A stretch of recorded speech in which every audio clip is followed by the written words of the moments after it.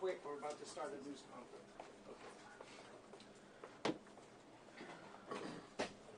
He's the keynote. Yeah, of course. Call me in a half hour. All right. Bye-bye. He will not be available for any meetings.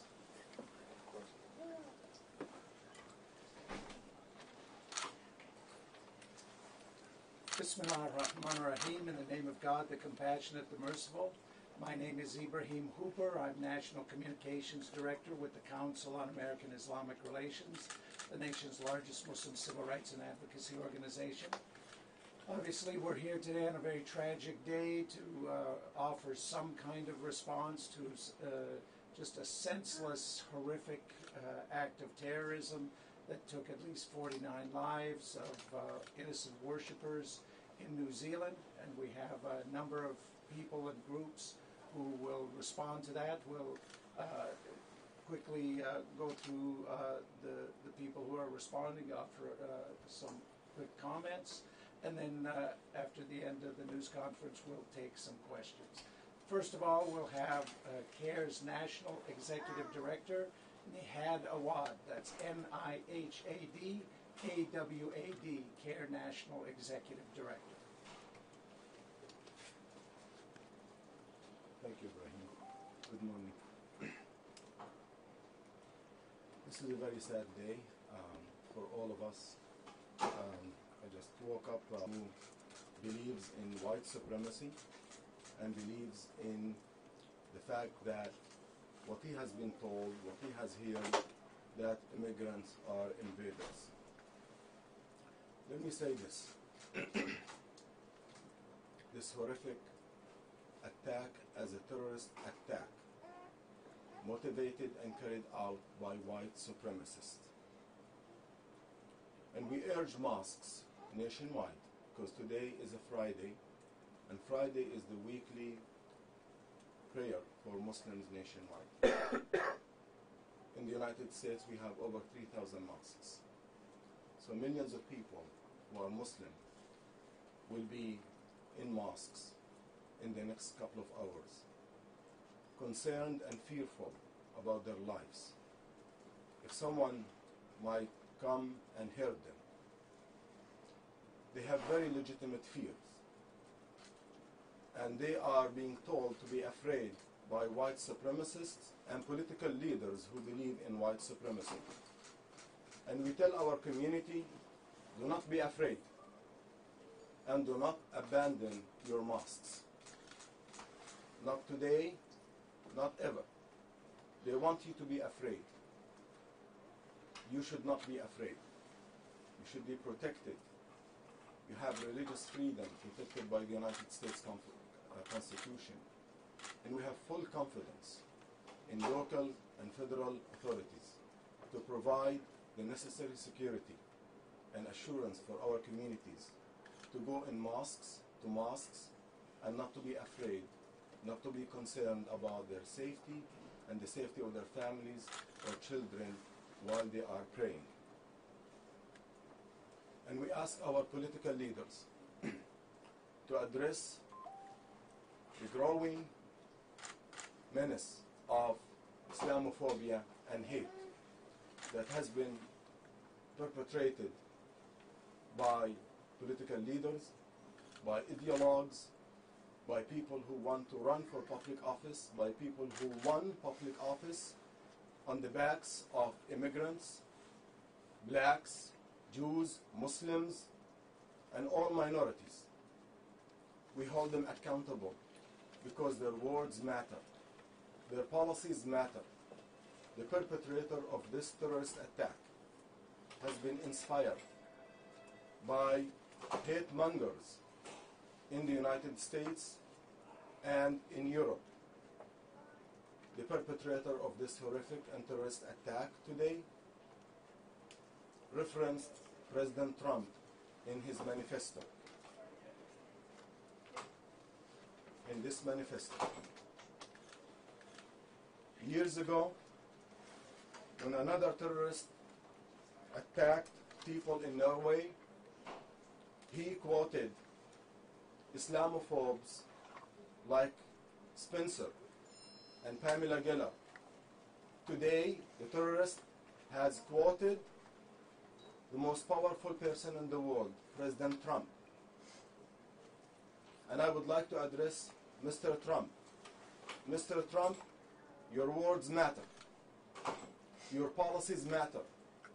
They impact the lives of innocent people at home and globally. And you should condemn this, not only as a hate crime, but as a white supremacist terrorist attack. And you need to assure all of us, Muslims, blacks, Jews, immigrants, that we are protected and you will not tolerate any physical violence against us because we are immigrants or we are minority. You need to condemn this clearly today, and you do not need to be you do not need to be vague. You have to be very clear on this, and we are looking forward to hearing from you because your policies matter. During your presidency and during your election campaign, Islamophobia took a sharp rise, and attacks on innocent Muslims, innocent immigrants, and mosques have skyrocketed. We hold you responsible for this growing anti-Muslim sentiment in the country and in Europe. But also, we do not excuse those terrorist attackers against minorities at home and abroad. Our message is and should be one. We are united in solidarity. We will not tolerate division.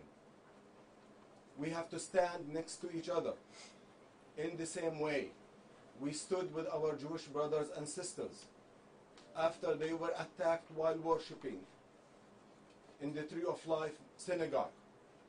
In the same way also we stood by our African American brothers and sisters when they were worshiping in the South Carolina Emmanuel African Church. This is the message that we are united, and we are also united against the Trojan ideology that sees immigrants as invaders. We should not tolerate this hate speech because hate speech leads to violence. And politicians can set a tone of tolerance and unity, and they can also set the tone of division and violence. And now we are looking at the results of hate speech and propaganda against the Muslim minority. Thank you. And if you read the manifesto, it's clear that this individual who wrote it wants to sow division. The very purpose of this act of violence was to sow division and to create hatred and to promote the people separating and fighting each other. And obviously, as Brother Nihad said, the answer to that is to come together in unity and solidarity. Otherwise, this terrorist or the terrorist group behind him ends up winning. Next, we'll hear from Dr. Abbas Bazagar, CARE's research director, will give a brief synopsis of how the data we've been seeing shows what's going on in this context, in this country and around the world. Okay, good morning, Assalamu alaikum, everybody. My name is Abbas Barzgar, A-B-B-A-S, Barzagar, B-A-R-Z-E-G-A-R. As you know, CARE has been monitoring and reporting on hate crimes, bias incidents, and discrimination incidents for quite some time. Our office is directly responsible for that, and what we can confirm is that there is a consistent rise, as there has been a rise in anti-Semitism, attacks of anti-Semitism and others. There's been a consistent rise in anti-Muslim bias incidents and hate crimes and attacks against Muslims at mosques. And although this seems to go unreported or unnoticed in media, our offices around the country get reports on a regular basis of harassments as innocuous or as sort of day-to-day banal things like people getting harassed in grocery stores and streets or getting chased down on highways, to as terrible as murders, you know, in Indiana just a couple of weeks ago that no national press actually covered. And so it's absolutely necessary that we don't wait until we have horrific situations like this, horrific incidents of kind of global importance, to pay attention to this issue. I'll be quite honest, right now it seems to be the case that we only look at fires, but we smell the burning smoke from miles and miles away and we ignore it. We say, oh, there's some burning smoke, there might be something, and we only pay attention when the fire is brought directly into our face. I'll say that the fire is there, it's brewing, it's international, and it has a source, it has a cause, it has a structure to it. And so the one thing that we have to pay attention to, I'll depart from conversations about statistics for just a second, is we have to pay attention to the ideology that breeds this kind of activity. Hate has the same DNA everywhere that you see it. Okay? Hate has the same DNA everywhere that you see it. It has the same goals in mind. The same pathological ideologies that exist in this manifesto, which God forbid you would actually take the time to read, exist in the manifestos of other mass murderers around the world. They are directly related to ideas that are carried out in certain quarters in our own society, that exist in radio shows, that exist in TV shows, that have dog whistles by mainstream politicians, by mainstream news commentators. And so we have to recognize that that is the smoke. That is the burning smoke that's out there that tells us where the fire is. And we, as a community, have to take control and leadership back in our public space. It is not the case that this is some random marginal activity on the internet, in some kind of close, dark web or something. No, this stuff is mainstream now. Hate has the same DNA. You can recognize it where it is, and you have to put a stop to it. We have to ask our TV networks to be responsible. We have to ask our social media platforms to be responsible. We have to ask our charities and philanthropic communities to be responsible and not allow these people to guide, to exploit freedom of speech, exploit nonprofit covers. These are hate groups, special interest groups with a very nefarious agenda, and we have to be able to take that activity back. So with that, I'll leave. If anybody has any questions about the specifics about the manifesto, I can get into it later. I'd rather not go into those kind of details here. Thank you. All right, now we have some community leaders who are here to show their solidarity with the Muslim community in this country and in New Zealand. First of all, we have David Inoue, Executive Director of the Japanese American Citizens League. Good morning. David Inoue with the Japanese American Citizens League. It's spelled I-N-O-U-E. I'm the Executive Director of JACL. We are the oldest and largest Asian American civil rights organization in this country. It's with a very heavy heart that I come here today to stand with our friends in the Muslim community. What happened in New Zealand is unfortunately becoming all too common of an occurrence. It's unthinkable that nearly 100 people have either been killed or injured in coordinated attacks on 2 different mosques, sacred places of worship. We can make no mistake, the evil behind these attacks is too often rooted in white supremacy and exposed by the targeting of places of worship, whether most recently a Muslim mosque in New Zealand, a Jewish synagogue in Pittsburgh, an African American church in Charleston, or a Sikh Gurdwara in Oak Creek, Wisconsin.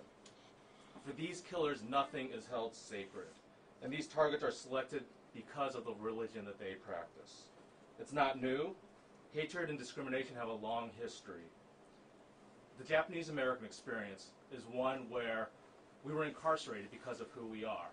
But that didn't happen just with the incarceration. To build upon what was said earlier, that began with the subtle racism, the discrimination against Japanese Americans, against Asian Americans, against Chinese Americans, and that's what led to incarceration. We don't have incarceration now. Instead, what we have is attempts at genocide. We have people being killed because of who they are, and that is wrong. With all the talk of immigrants invading our country, threatening our way of life, the need to build a wall, it's actually the opposite. We now have a segment of our country that is eroding the ideals of what it means to be American from the inside. We're increasingly not a nation that stands for religious freedom and diversity, as memorialized in our First Amendment, and it now appears we are exporting that hatred and evil to other countries. Today is Friday, the day of community worship in the Muslim community, and in fact that time of prayer will be coming quickly at the noon hour.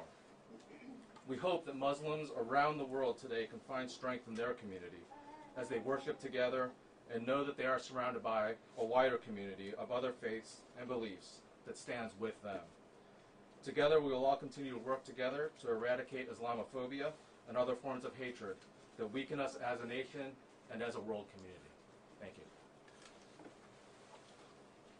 Next, we'll hear from Yusra Ghazi with the DC Interfaith Council.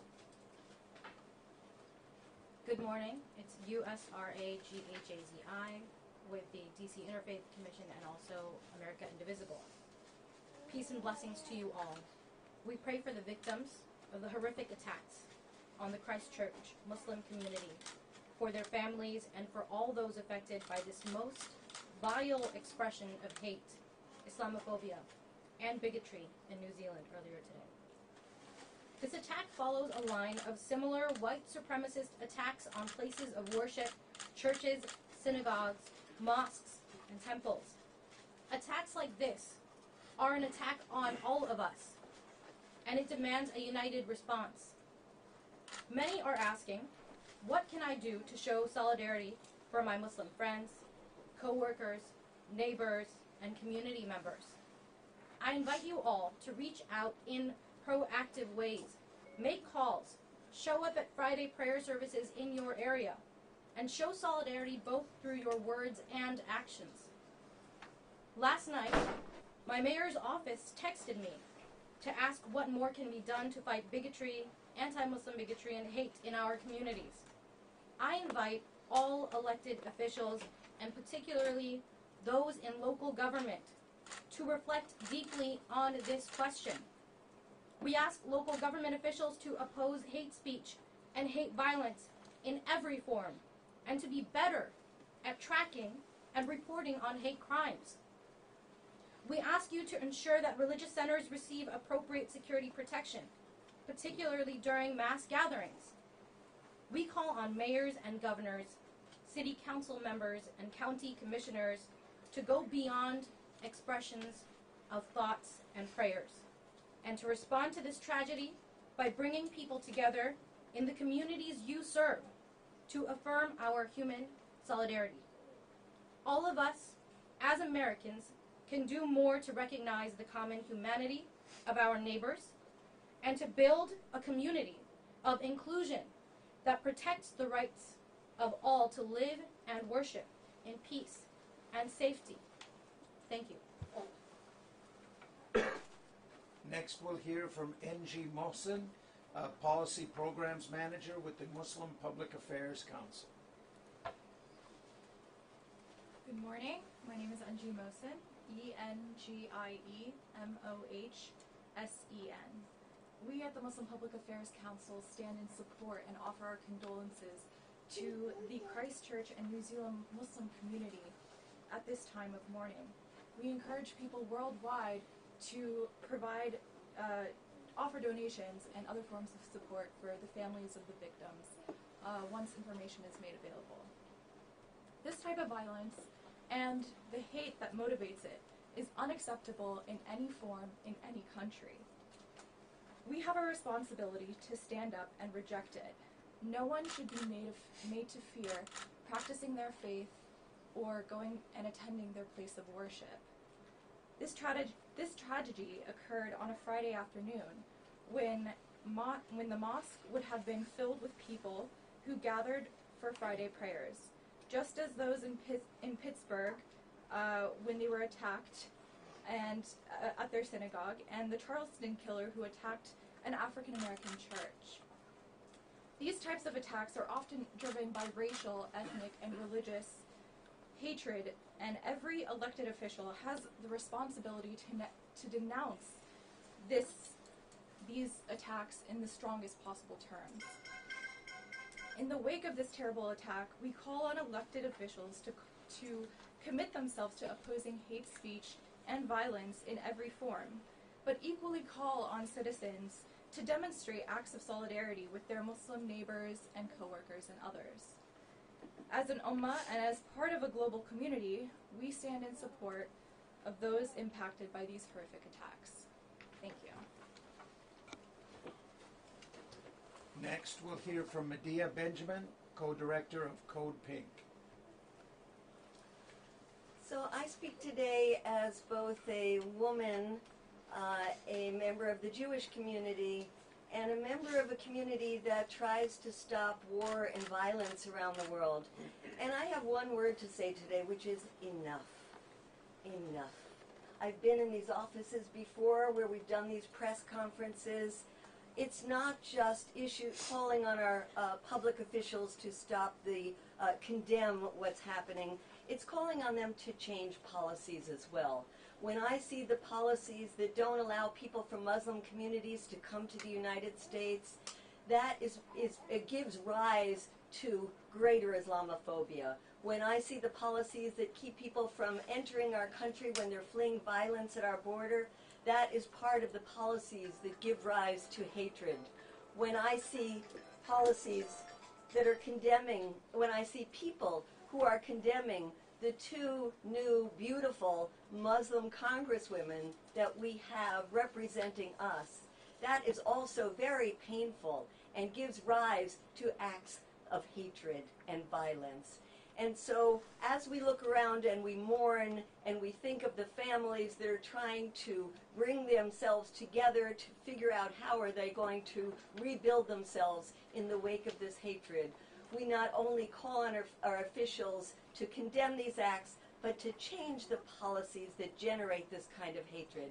And as my fellow speakers here have called out, we call on the community as well, because this is a time for us to stand up, for us to reach out to people in the Muslim community and say, you will not fear worshiping in this country because we will be there to protect you. Nobody must fear worshiping in this country. And so I just say finally, let's make this the last time we have to have a press conference here to condemn such an atrocious act. Thank you. Next, we'll hear from Stephen Miles, Director of Win Without War. Good morning. My name is Stephen Miles, and I am the Director of Win Without War, a nationwide network of activists and organizations working for more peaceful and progressive foreign policy for the United States. There's no words to describe how devastated we are today by the attacks in Christchurch, New Zealand. And on behalf of Win Without War, I'm here to stand in solidarity with Muslim communities across the world, especially those families and loved ones and communities in Christchurch at this time of mourning. Today, in the face of heartbreak and hatred, we choose courageous love and unity. We recommit ourselves to dismantling Islamophobia, anti-Muslim and anti-immigrant hatred, and all forms of dehumanization, racism, and white supremacy that fuel violence like what we saw today at the Al-Noor Mosque and the Linwood Islamic Center in Christchurch. No one, as has been said many times already today, no one should fear for their life in a house of worship. No one should go to prayer to seek to commune with their brothers and sisters and be afraid that they will face violence, that they will face intolerance, that they will face hatred and death. We know that this problem is not new. It's been said before. We have seen the smoke of this hatred rising. And when we see the fire, we must ask ourselves not just what happened, but why did we not do more to stop this? Why have we not taken action before this moment to prevent this kind of horror, this kind of violence? We call on everyone, especially our elected officials and political leaders, to take a stand, not just with their thoughts and words, not just with their condolences, but with their actions against the rising anti-Muslim and Islamophobia that we see here in this country, actions to confront this hatred that is spreading all over this country and now sadly all over this world. We have had enough of thoughts and prayers. It is time for action. Thank you. And finally, we'll hear from Catherine Osborne, Executive Director of Shoulder to Shoulder. Thank you. That's Catherine, C-A-T-H-E-R-I-N-E, Osborne, O-R-S-B-O-R-N. I serve as the Executive Director of Shoulder to Shoulder, which is a coalition-based campaign of 34 national religious groups, U.S.-based religious groups, committed to standing and working together to address anti-Muslim discrimination and violence. This group includes the U.S. Council of Catholic Bishops, the Union for Reformed Judaism, the Methodists, the Episcopals, the Presbyterians, and a number of other groups, many, many Christians and Jews from across the nation who are committed to working together to stand in solidarity against this scourge of hate. We mourn together with the community directly impacted by this today and all who are feeling the ripple effects of such an act of hate and violence. Today we're tragically reminded that hate is anything but benign. And we should be clear that the hate expressed through the horrific violence in New Zealand is not generic. It's about anti-Muslim hate, which among other manifestations of white supremacy has become all too common in our times. We call on political and religious leaders from across the globe to use their platforms to speak out against hate and to take action against hate. And we call on people of faith and conscience everywhere, community members all across, to recommit themselves to the everyday work to fight hate and to show up today with their Muslim neighbors to express their words and their actions of solidarity with their Muslim neighbors in the communities where they live, to let Muslims in the United States and around the globe know that their neighbors stand with them.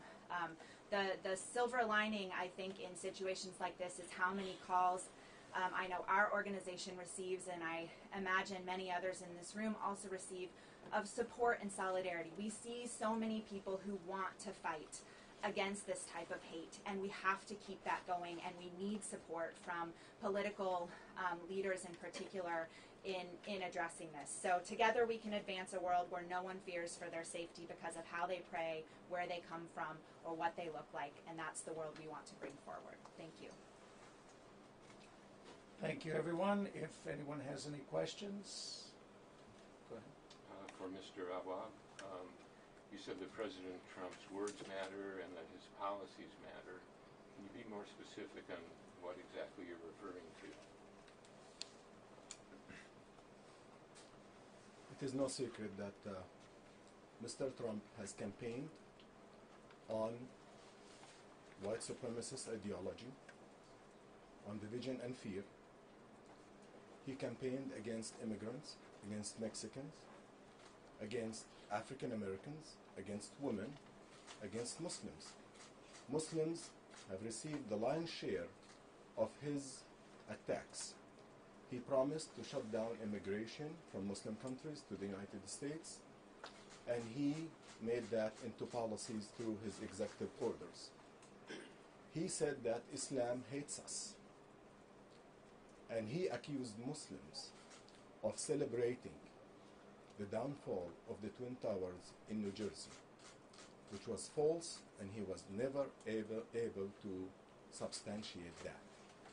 His repeated words and statements, and now have turned into policies, have been impacting the mood, the mindset, and also the lives of Muslims here.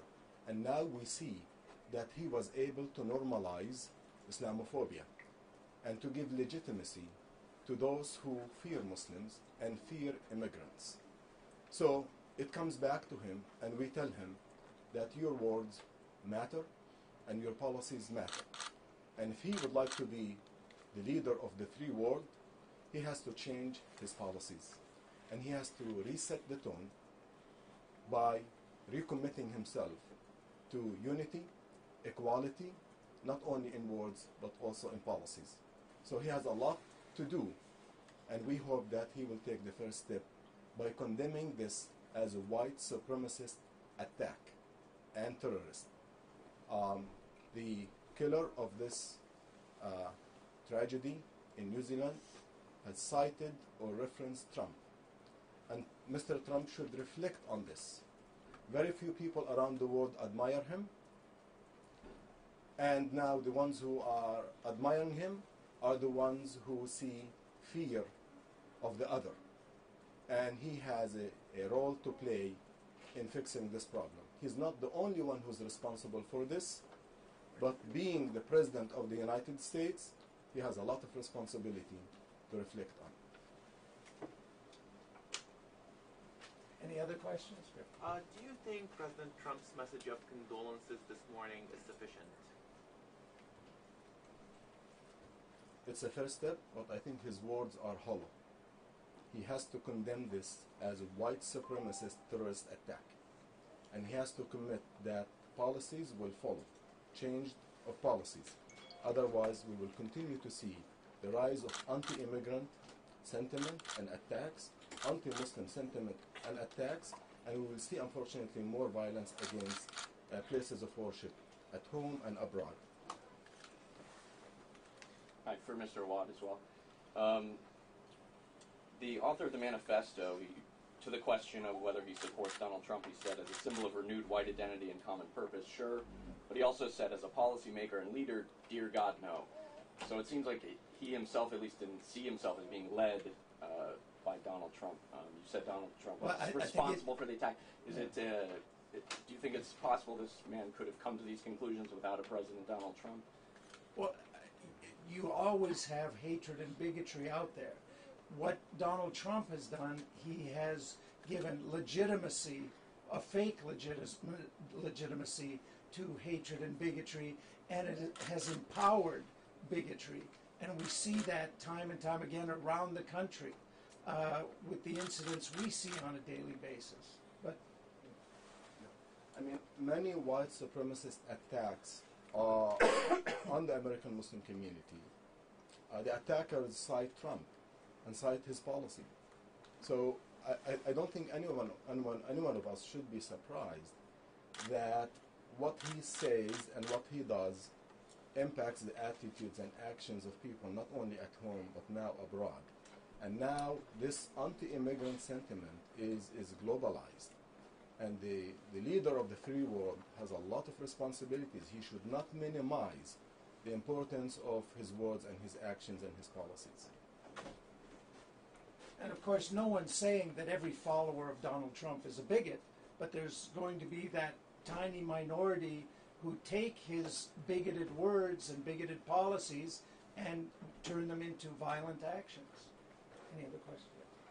Last week, the House passed a resolution condemning religious intolerance. Is there anything else you would like to see from congressional leadership to condemn rhetoric that is perceived to be anti-Muslim? Yeah, frankly, condemning rhetoric is rhetoric. It has to be backed up by action, and one of the easiest ways for Congress to get behind this is to increase the capacity for state, local municipalities to report on hate crimes and to mandate that kind of reporting. The own FBI's hate crime statistics are an absolute mess. They admit it. There's no method for us to even understand what's happening out there. Okay, so the U.S. Congress can get behind by passing measures to force states and local municipalities to report better and consistently on hate crimes and bias incidents. Do you understand that there are states that don't even have hate crimes legislation on the books, and those that do are watered down to the point that it's almost impossible to hold people accountable for this sort of thing? So Congress should take a much more serious leadership position in encouraging states, local municipalities to do the right thing, to report on this, to make better sense of it, and demonstrate leadership. Condemning rhetoric is rhetoric.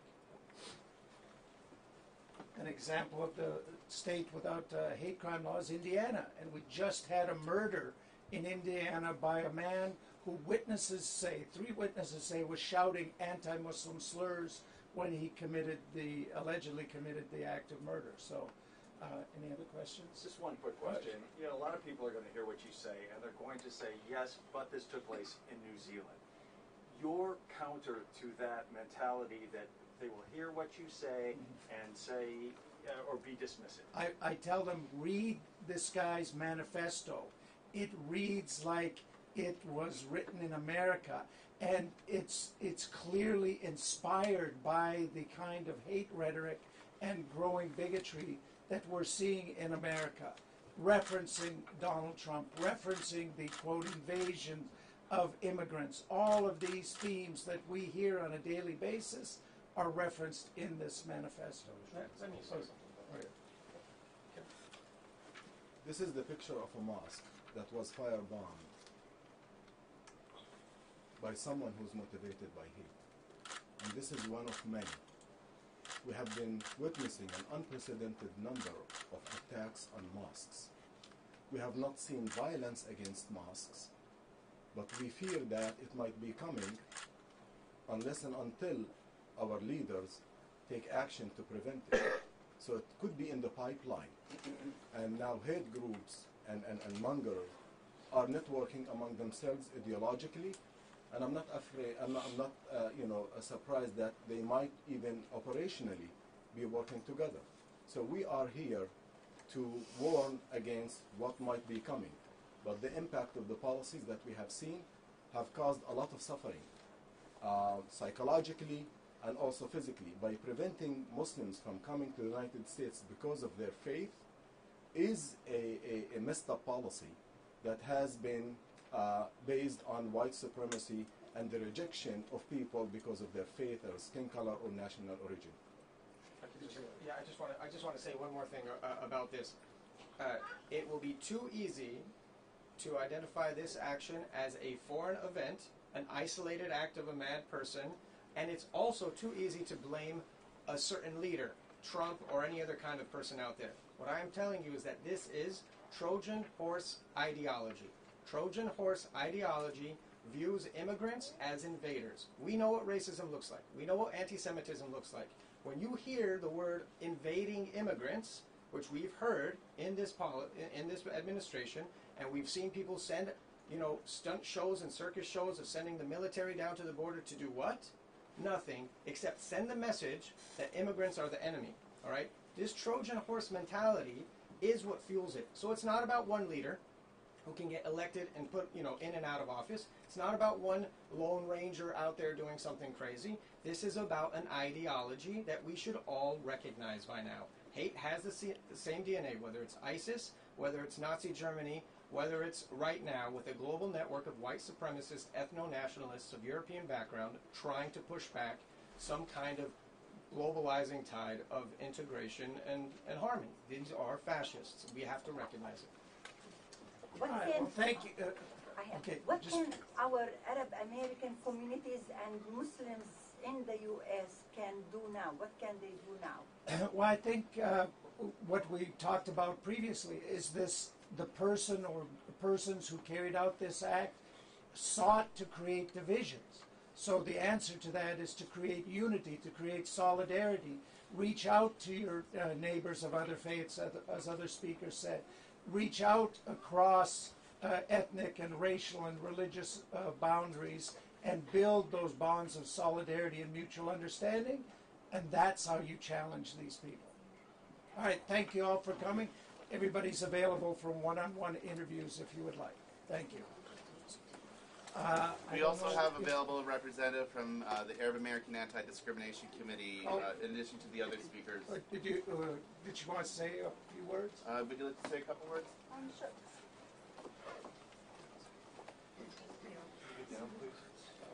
Just state your name and title. And Keep it tight first.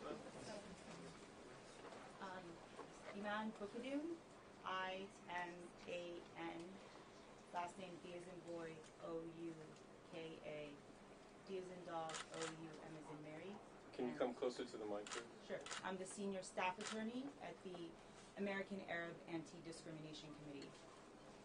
First of all, ADC and the American Arab community, in unequivocal terms, absolutely condemns this white supremacist crime. It's a crime against Muslims, immigrants, and all people who believe in equality, who believe in human rights, and who believe in social justice. We're absolutely disappointed with our president, and we understand that our president's rhetoric and his model and example are part of the problem, and that he, in fact, is helping white supremacists around the world perpetrate heinous crimes. And so we call on our president to hopefully, categorically, condemn what is obviously a terrible, heinous crime against Muslims, against immigrants, and against people who have the right to worship. And so we just want to say that this is a time of mourning.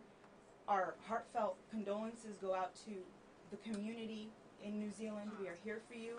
And we just ask that all Muslims around the world and all those who attend Friday prayers and messages generally be vigilant and please stay focused on your safety, and feel free to reach out to us if you have any questions or issues. Thank you so much to CARE, and Peace and blessings. All right. Again, thank you for coming, and everybody's available for one-on-one interviews. Thank you.